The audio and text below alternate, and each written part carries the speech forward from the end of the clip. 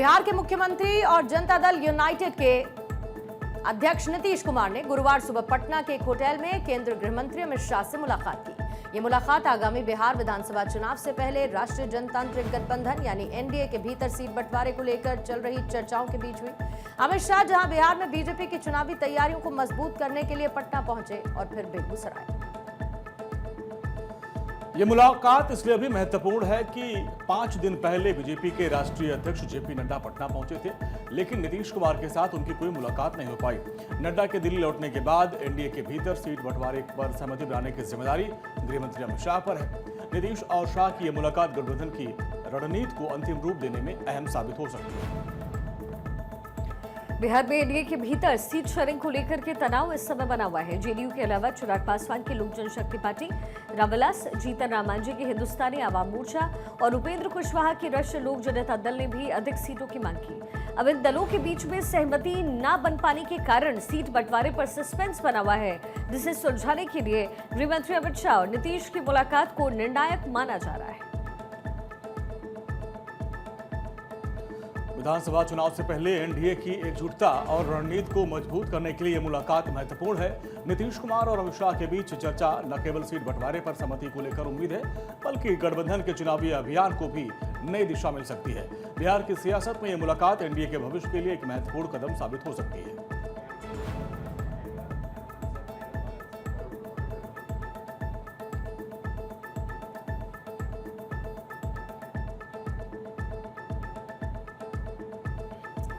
केंद्रीय गृह मंत्री अमित शाह बिहार विधानसभा चुनाव 2025 की तैयारियों के लिए ग्राउंड स्तर पर उतर आए हैं। बुधवार देर शाम पटना पहुंचने के बाद वो गुरुवार को रोहतास जिले के डेहरी, ऑनसोन और साथ ही बेगूसराय में महत्वपूर्ण बैठकें कर रहे हैं। इन बैठकों में बीजेपी ने बिहार को 5 जोन्स में बांटा है और शाह 2 क्षेत्रों के जिलों के नेताओं से फीडबैक भी ले रहे हैं। डेहरी के ललन सिंह स्टेडियम में सुबह 10 बजे होने वाली बैठक में रोहतास, कैमूर, आरा, बक्सर, पूर्वी गया, पश्चिमी गया, नवादा, जहानाबाद, अरवल और औरंगाबाद के सांसद, विधायक, विधान परिषद सदस्य, पदाधिकारी शामिल हुए। दोपहर 2 बजे बेगूसराय में दूसरी बैठक की गई, जहां पर करीब 2500 नेता कार्यकर्ता मौजूद रहे। इन बैठक का उद्देश्य चुनावी रणनीति पर मंथन करना और पार्टी को मजबूत बनाना। रोहतास में केंद्रीय गृह मंत्री अमित शाह ने जनसभा को संबोधित किया और विरोधियों पर जोरदार हमला किया। हर बार झूठा नैरेटिव फैलाते। अभी ये राहुल बाबा यात्रा कर गए ना भाई। यात्रा का विषय क्या था उनका बताओ तो जरा। अरे यार, वोट चोरी नहीं था, मैं बाद में बताता हूं क्या था। मित्रों, यात्रा का विषय बिहार में अच्छी शिक्षा लाना नहीं था। यात्रा का विषय रोजगारी नहीं था। यात्रा का विषय बिहार में 24 घंटा बिजली नहीं था। यात्रा का विषय हर गांव, हर टोले में रोड पहुंचाना नहीं था। यात्रा का विषय था जो बांग्लादेश से घुसपैठिए आए हैं उनको बचाने का विषय था। बीजेपी ने बिहार में मतदाताओं तक पहुंचने के लिए घर घर संपर्क अभियान चलाने का फैसला किया है, जो कि 18 से 25 सितंबर तक चलेगा। अमित शाह इन बैठकों में केंद्र और राज्य सरकार की योजनाओं के लाभ के बारे में बताएंगे। साथ ही एनडीए के अन्य दलों के साथ समन्वय पर जोर देंगे। विपक्ष अभी तक शाह की रणनीति की काट नहीं ढूंढ पाया, जिससे बीजेपी को फायदा मिल सकता है। मिली जानकारी के मुताबिक बिहार में बीजेपी के 6 मौजूदा विधायक ऐसे हैं जिनकी उम्र 70 साल से ऊपर है। 2020 के चुनाव में 6 सीटों पर जीत हार का अंतर 3000 से भी कम वोट का रहा था, जबकि 8 सीट पर यह अंतर 2000 वोट से भी नीचे था। इसी तरह से 13 सीट पर बीजेपी प्रत्याशी 11000 से भी ज्यादा वोटों से हार गए थे।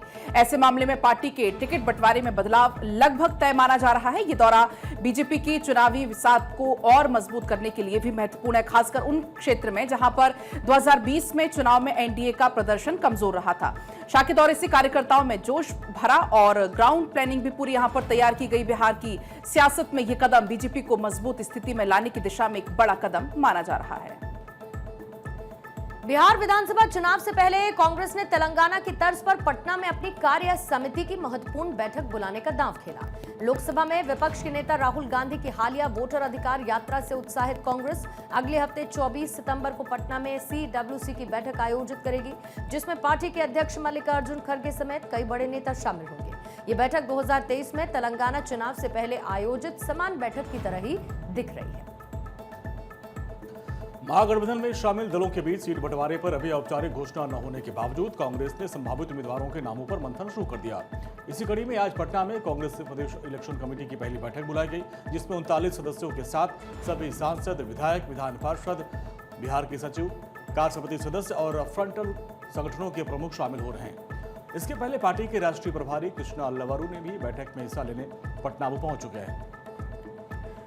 CWC की बैठक का मुख्य उद्देश्य राज्य के कार्यकर्ताओं में उत्साहवर्धन और चुनाव से पहले जनता का ये संदेश पहुंचाना है कि कांग्रेस वोटरों के हक की लड़ाई लड़ने को तैयार है। और ये बैठक आरजेडी नेता तेजस्वी यादव की 10 दिवसीय अधिकार यात्रा के बीच हो रही है, जिन्होंने पहले राहुल गांधी के साथ वोट अभियान अधिकार यात्रा में हिस्सा लिया। कांग्रेस इस माध्यम से बीजेपी पर वोट चोरी का आरोप लगा करके अपनी राजनीतिक लड़ाई को और तेज करेगी। ये बैठकें पार्टी की आगामी रणनीति, संभावित उम्मीदवारों के चयन और स्क्रीनिंग की प्रक्रिया को अंतिम रूप देने के लिहाज से भी बेहद अहम मानी जा रही है। बैठक में कमेटी के सदस्य के साथ ही साथ सभी सांसद, विधायक, विधान पार्षद, कांग्रेस के बिहार सचिव, कार्य समिति के सदस्य और पार्टी के फ्रंटल संगठनों के प्रमुख भी शामिल हो रहे हैं। और ये जो बैठक है वो महागठबंधन के भीतर अपनी स्थिति को मजबूत करने, विपक्षी एकता को प्रदर्शित करने का भी एक प्रयास है। तेलंगाना मॉडल की सफलता से प्रेरित होकर कांग्रेस उम्मीद ये कर रही है कि ये कदम पार्टी को एक लंबे समय के बाद बिहार में सत्ता के करीब लेकर आएगा, खासकर तब जब सीट शेयरिंग की चर्चाएं जोरों पर हैं।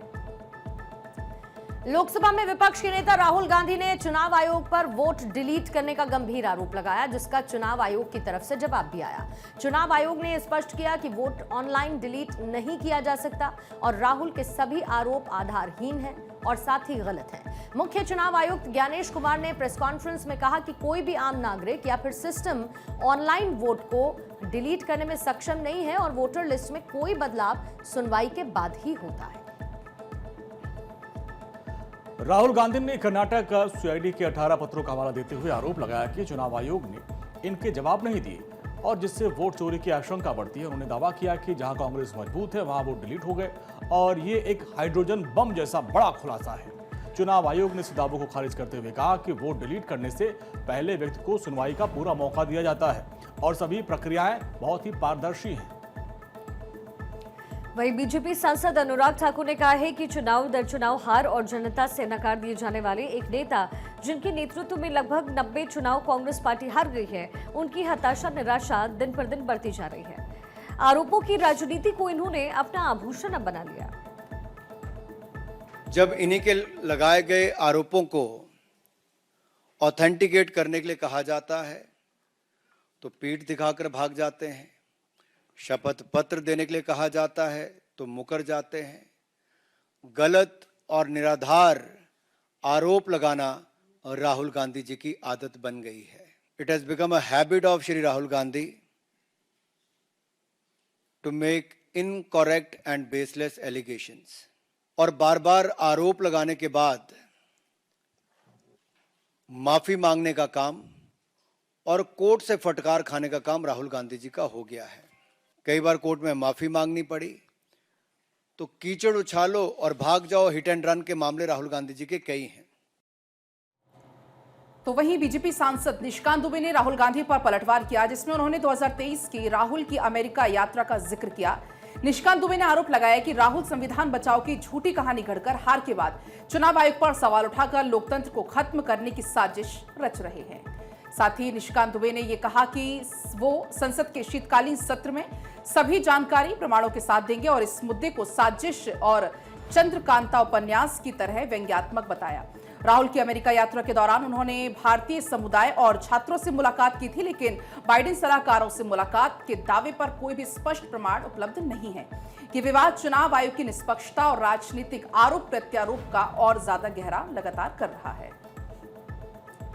केंद्रीय वित्त मंत्री निर्मला सीतारमण ने आज भारतीय उद्योग जगत से निवेश बढ़ाने, सरकार के साथ साझेदारी करने का आह्वान किया। भारतीय गुणवत्ता प्रबंधन प्रतिष्ठान की एक मीटिंग में बोलते हुए उन्होंने उद्योगों से रोजगार सृजन, उत्पादन बढ़ाने, युवाओं के कौशल विकास में योगदान देने की अपील की। निर्मला सीतारमण ने कहा कि अब उद्योग जगत की बारी है कि वो सरकार की आर्थिक नीतियों का लाभ उठाकर देश के विकास में सक्रिय भूमिका निभाए। But there is a seasoned look into what quality management is and at what levels and to which wings of manufacturing or even for service sector the interventions are required. And with the seasoned input from industry leaders, this intervention can be a very powerful catalyst towards greater and better production in India, improving the quality of services in India, and so on. वित्त मंत्री ने जोर देकर कहा कि प्रधानमंत्री नरेंद्र मोदी की सरकार ने उद्योग जगत के लिए कई महत्वपूर्ण सुधार किए हैं, जिसमें कर सुधार, प्रत्यक्ष विदेशी निवेश, FDI के नियमों में ढील दी गई, उद्योग विशिष्ट नीतियां और व्यापार करने में आसानी को बढ़ावा देना शामिल है। उन्होंने कहा कि सरकार ने उद्योगों के लिए अपने वादों को पूरा किया और अब उद्योगों को आगे आकर निवेश और उत्पादन बढ़ाने की जिम्मेदारी लेनी चाहिए। निर्मला सीतारमण ने युवाओं के कौशल विकास पर विशेष फोकस करने की बात कही, जो कि देश की आर्थिक प्रगति के लिए महत्वपूर्ण है। उन्होंने उद्योग जगत से अपील की है कि ये स्किल डेवलपमेंट प्रोग्राम्स में निवेश करें ताकि भारत की युवा शक्ति को वैश्विक स्तर पर प्रतिस्पर्धी बनाया जा सके। इसके साथ ही उन्होंने रोजगार सृजन को बढ़ावा देने के लिए उद्योग से सरकार के साथ मिलकर काम करने का अनुरोध किया है। और ये बयान ऐसे समय में आया है जब भारत सरकार मेक इन इंडिया और आत्मनिर्भर भारत जैसे अभियानों के जरिए देश को वैश्विक विनिर्माण और निवेश का केंद्र बनाने की कोशिश कर रही है। सीतारमण का आह्वान उद्योग जगत को न केवल आर्थिक विकास में योगदान देने के लिए प्रेरित करता है, बल्कि सरकार क्षेत्र के बीच मजबूत यहां पर साझेदारी की दिशा में भी एक खास कदम माना जा रहा है। ईडी ने जहां पर तमिलनाडु के पूर्व राजनीतिक फिगर शशिकला और उनके कुछ करीबियों के यहां पर छापे मारे हैं। ये सब कुछ चेन्नई और हैदराबाद में हुआ, जहां पर करीब 10 जगहों पर सर्च ऑपरेशन चला। शशिकला तो दिवंगत सीएम जयललिता की करीबी रही और अब ये मामला उनके पुराने फाइनेंशियल नेटवर्क को फिर से खोल रहा है।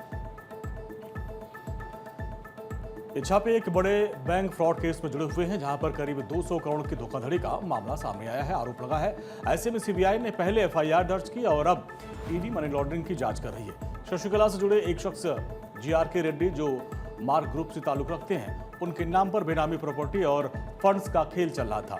ईडी को शक है कि लोन की रकम गलत तरीके से यूज की गई और पैसे को छुपाने के लिए बेनामी सेटअप का इस्तेमाल किया गया। जांच के दौरान ईडी ने कई जगहों पर डॉक्यूमेंट्स, बैंक रिकॉर्ड्स और संभावित बेनामी एसेट्स जब्त किए हैं। अभी तक ये साफ नहीं है कि कितना कैश या फिर प्रॉपर्टी सीज हुई, लेकिन ऑफिसर्स का कहना यह है कि रेड्स फंड्स के फ्लो को ट्रेस करने के लिए है। शशिकला पहले भी इन एसेट्स के केस में फंसी रही, तो ये उनकी फाइनेंशियल हिस्ट्री को और ज्यादा उछाल देता है। राजनीतिक रूप से ये तमिलनाडु में एक बड़ा मुद्दा भी बन सकता है, क्योंकि सेंट्रल एजेंसी का focus high profile economic crimes पर लगातार बढ़ रहा है। शशिकला के एसोसिएट्स और बिजनेस एंटिटी को फ्रंट के तौर पर भी यूज करने का शक है। कुल मिलाकर ये केस और ज्यादा गहराता जा सकता है। दिल्ली NCR और साथ ही हरियाणा में कुख्यात आपराधिक गिरोहों के सदस्यों और सहयोगियों के खिलाफ पुलिस ने गुरुवार को एक बड़ी छापेमार कार्रवाई की है। बाहरी उत्तरी जिला पुलिस की 40 टीमों ने टिल्लू ताजपुरिया, नीरज बवाना, राजेश बवाना, जितेंद्र उर्फ गोगी और काला जठेड़ी गिरोह के ठिकानों पर छापा मारा। ये गिरोह दिल्ली और आसपास के इलाकों में हत्या, जबरन वसूली और बाकी अपराधों के लिए कुख्यात है और इनकी जड़ें जेलों से भी जुड़ी हुई हैं। छापेमारी के दौरान पुलिस ने भारी मात्रा में नकली नोट, अवैध हथियार और अन्य आपराधिक सामग्री बरामद की है। ये गिरोह दिल्ली के बाहरी इलाके जैसे नरेला, बवाना और रोहड़ी में अपना दबदबा बनाए हुए हैं और जहां वो जबरन वसूली और टर्फ वॉर में लिप्त हैं। पुलिस ने कई अपराधियों के खिलाफ FIR दर्ज की है और जांच जारी है ताकि गिरोह के नेटवर्क के पूरे तरीकों से इसको ध्वस्त किया जा सके। टिल्लू ताजपुरिया गिरोह ने कई हाई प्रोफाइल हत्याओं में संलिप्तता उसकी रही है और जिससे गोगी की कोर्ट में हत्या भी इसमें शामिल है। इसी तरीके से नीरज बवाना, राजेश बवाना गिरोह ने बवाना क्षेत्र में वर्चस्व के लिए कई गैंग वॉर लड़े हैं, जबकि काला जठेड़ी और गोगा गिरोह लॉरेंस बिश्नोई जैसे अन्य अपराधियों से गठजोड़ बनाए हुए हैं। ये तमाम छापे इन गिरोह के सहयोगियों को निशाना बनाने का एक प्रयास है। दिल्ली पुलिस की कार्रवाई अपराध नियंत्रण के लिए एक बड़ा कदम है, जो कि इन गिरोहों की बढ़ती हुई सक्रियता को रोकने के उद्देश्य भी रखती है।